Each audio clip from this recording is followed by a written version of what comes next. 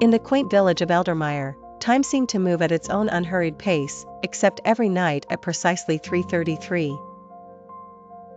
Julia's cottage sat nestled between ancient oaks and misty fields. It was a picturesque setting, one that might be found in a forgotten tale, but lately, Julia's nights had been anything but tranquil. It began months ago when Julia first moved into the cottage. She relished the peace, the escape from the city's constant hum. Yet, as autumn leaves whispered under the moonlight, tranquility became a stranger to her. At exactly 3:33 a.m., a baby's cry pierced the silence, echoing through the lonely corridors of her home. The crib in her guest room, an antique that came with the cottage, remained empty, immaculate, yet it filled the house with an unsettling air. Julia tried to rationalize the cries, attributing them to the rustic wood settling or perhaps a passing animal. But as nights stretched into weeks, her patience shortened, replaced by a lurking dread. One night, determined to unveil the mystery, she waited, wide-eyed and vigilant.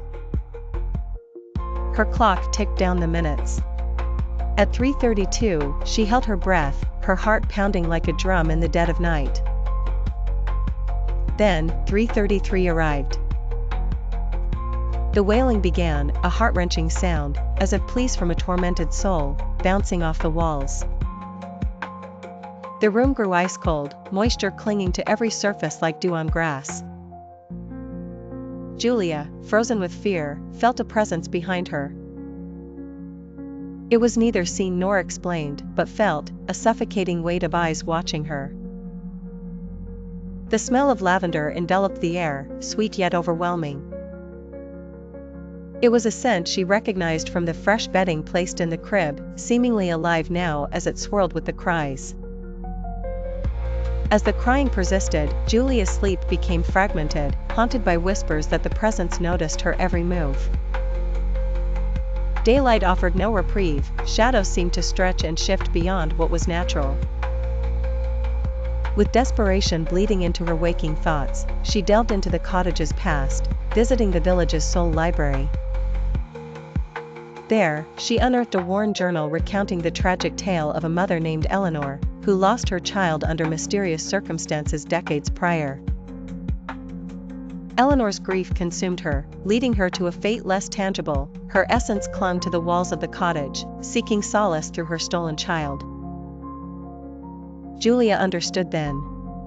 The cries were Eleanor's perpetual mourning, a spectral reminder of loss etched deep into the fabric of the cottage. With resolve, Julia returned home, waiting for 3:33.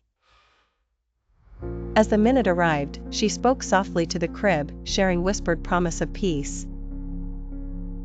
The cries seemed to subside, coming rarely on nights marked by full moons and thick fog. Julia survived the ordeal, but Eldermire never forgot the woman who lived in the haunted cottage, nor the silent echoes that lingered long after 3:33.